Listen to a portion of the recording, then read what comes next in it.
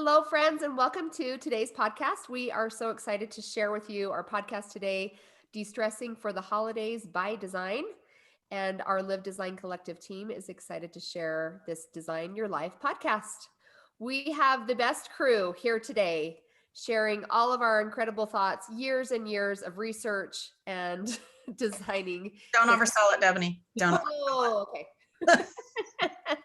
Tristan, would you love to introduce our team today? Yes, I would.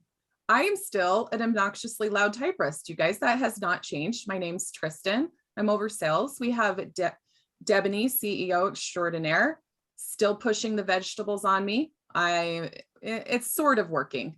We also have Krista with us today, essential oil extraordinaire. And finally, Jessie Dewey, designer in Oklahoma, who has lash serum so much on her eyelashes. She is an eyelash chia pet. It's working. Delicious. Eyelash chia pet. I like it. I'll take it. Tristan, I will be a chia pet. We are so grateful for you and your loud typing and that you're here today. We are just talking about de-stressing for the holidays. I feel like the last few years have been interesting with, kind of changes with COVID and maybe the holidays weren't as stressful last year, but I feel like we're kind of ramping back up and there's just maybe a lot of pressure. And as we were talking about this earlier, we were just talking about how, that pressure can be that we feel like it has to be perfect. And I'd love to see what do we all think about holiday stress and all the activities and parties and events that we have. This too shall pass. Well, and we recently talked about, that Hygee lifestyle. And, that's so interesting that when I think of that Hygee lifestyle, it's almost a little bit in contrast to what I think of with the holidays. Yeah. I think of stress. When you think of holidays, and this is kind of the design of holidays through the centuries, it feels like hustle bustle. We want it to feel like Hygee, but it feels like stress and anxiety and it feels list-like. When I loved that podcast about Hygee, and if you haven't heard that, go and look at it. It was amazing because I really loved our guest on that podcast as a client, and she just made a really strong choice about how she wants her home to be. And I think she's an expert in Hygee. I learned some stuff, but I was sitting there thinking, that's so not for me. It's not. I actually really embrace a lot of complexity. I'm throwing a party for about 400 people for my church on Saturday. That's in 2 days. And so in preparation for this podcast, we're like, we need to be thinking about some things that we can teach in terms of how do you really get help? How do you leverage what's going on and what you want to accomplish? And that's what Liv Design Collective does. People are building homes or they're doing remodels and they get help. Well, there's lots of different kinds of support that you can get to get something done. And I think that that's how I do it. I mean, for decades, people have been asking, like, how do you do it? And I look them point blank and I'm like, I don't. I get help. That's the trick. And so Hygee lifestyle or not, if you're like me and you're like, actually, I want a lot of complexity. I want the lists. I want 300 friends over for our holiday party. Or I'm having 20 people over for a sit down dinner on Christmas Eve, or whatever you want to create, it is doable. You just have to break it down into the chunks that you want to take on. And then yes, don't let perfect get in the way of done. Just like this podcast is not perfect because I have this big party on Saturday, haven't had a lot of time to think about it. And so we did the best we could preparing for this part, for this particular podcast. And it's going to be great. Like we're going to put this out because we know that we have a little bit to share in this 10 minutes or so that we can go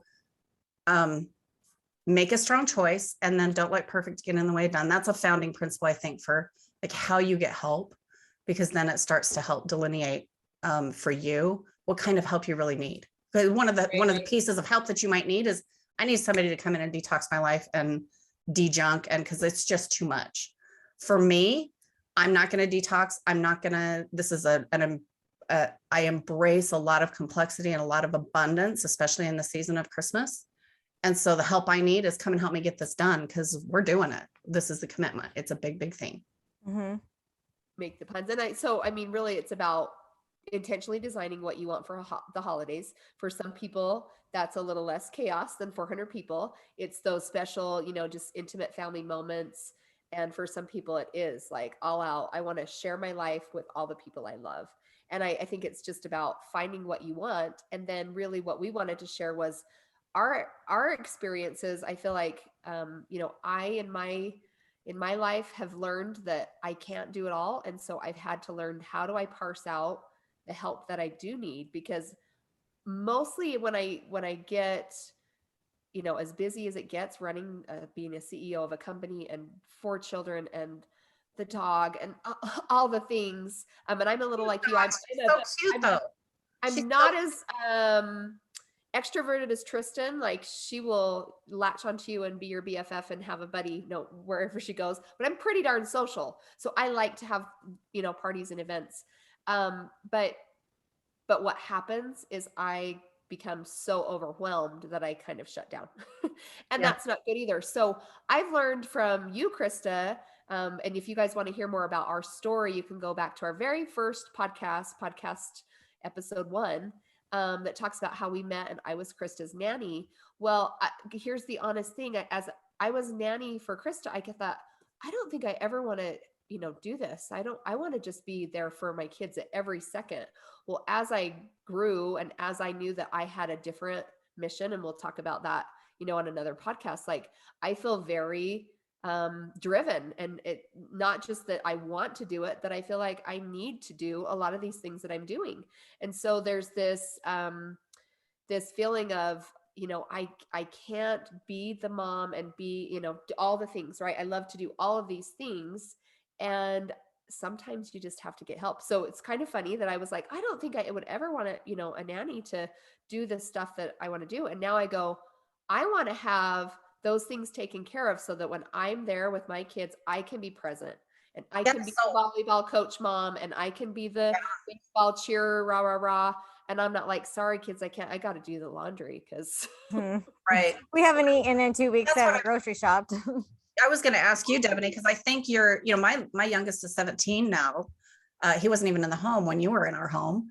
And so I'm on the tail end of life is actually getting a lot easier for me to outsource lots of stuff. And we can talk a little bit in whatever time that we have about some of the tools that I use in a little bit later stage of life for outsourcing and getting help. But I'm curious about what's working for you right now that you have little kids and Tristan and Jesse, that you've got younger kids and running a household and doing maybe special events or, what do your travels look like? What are your tips and tricks for getting help in today's market, for lack of a better word? Good question. I don't know if anyone else has. So the joke was always when, we used to have design meetings that everyone would say, I need a Jill, just like Devaney has a Jill. I need a Jill. Well, I don't have Jill anymore. I have a different Jill. I have a new Jill.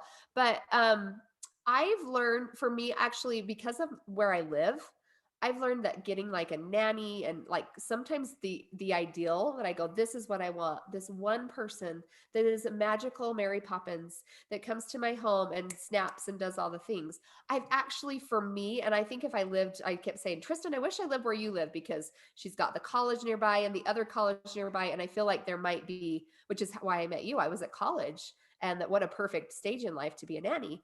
Well, I've had a hard time finding that consistency. So instead, I've broken mine down into smaller chunks and just realized this is where I'm at.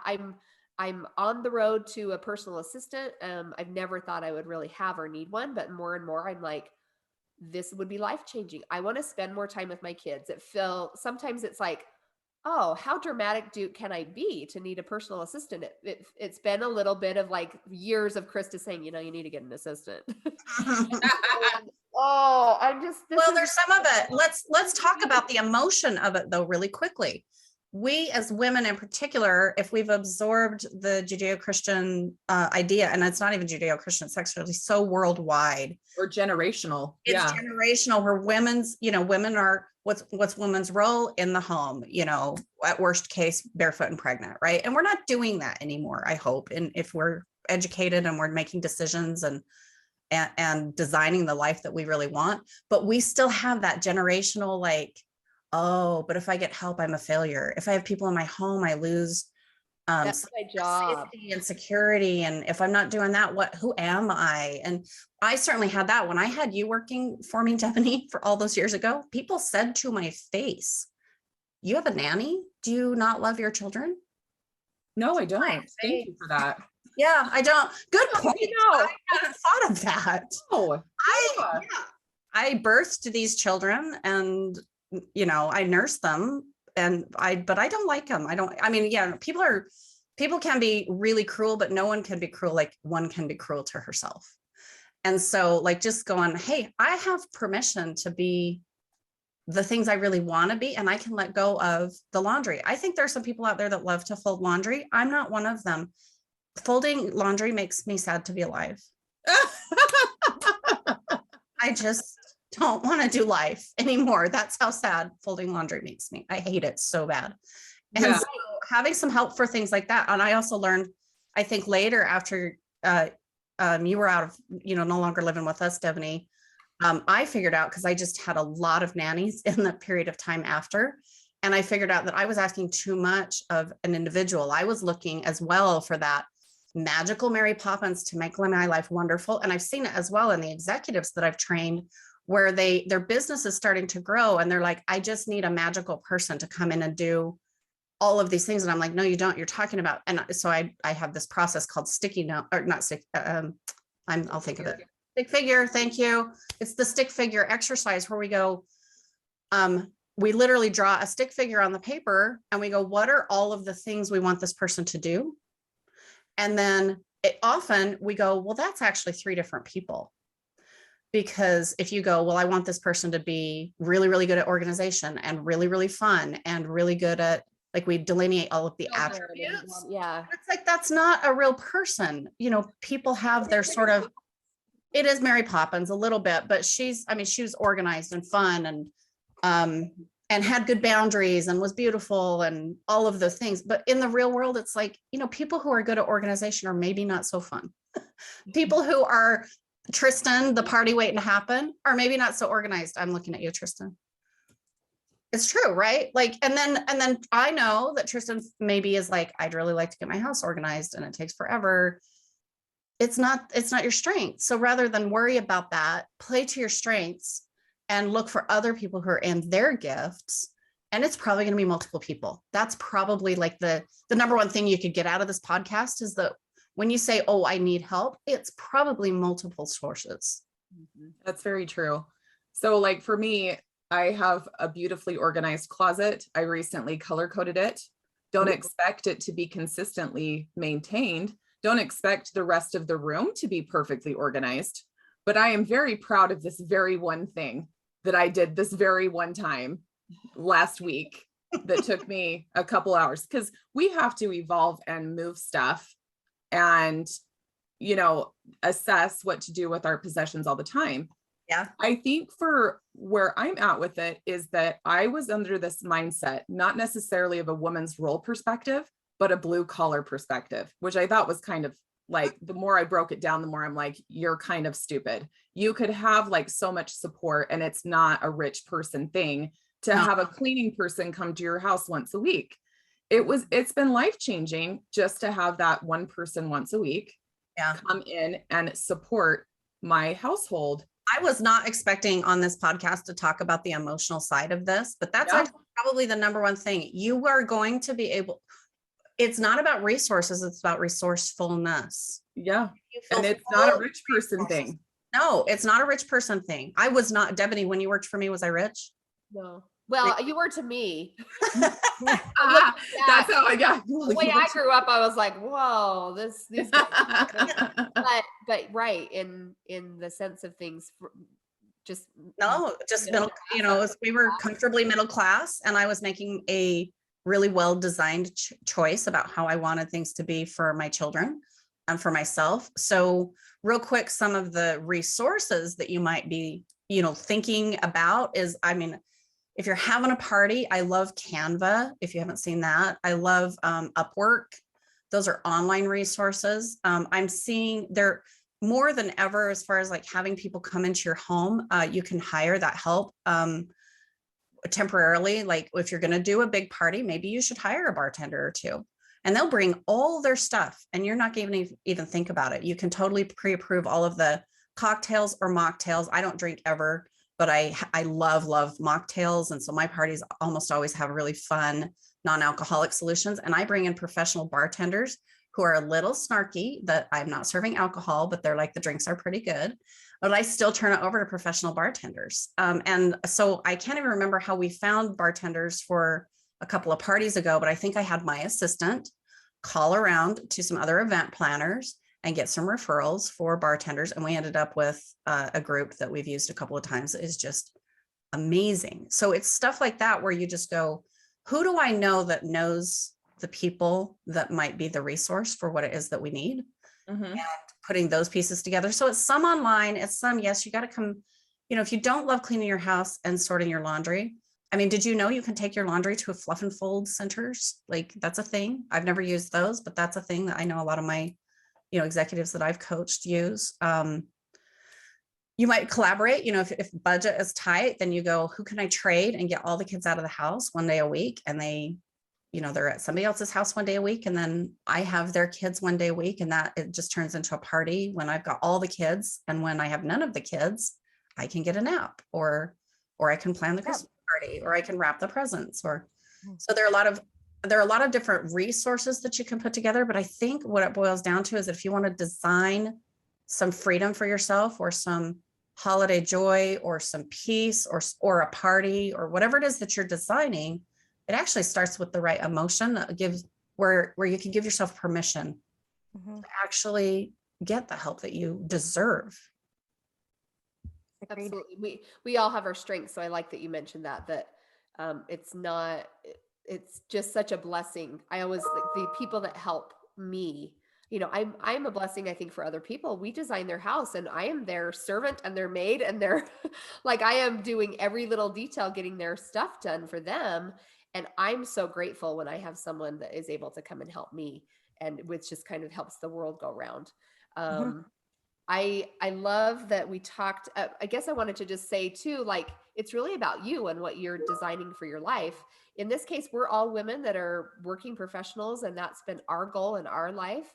And I feel like for a mom whose goal in life is to spend every waking moment with her children, I love that. And I applaud that. And I think that we should just have some grace to each other and recognize that we're just all kind of feeling what our life mission is. And for some people that, me, I think it's been a challenge to go, I actually thought that was my life, just to be at home with the kids all the time. That was my goal from little kid on. And then I learned that I think I have a different path. And so I've had to really come to terms with that. This is okay, that I feel personally inspired.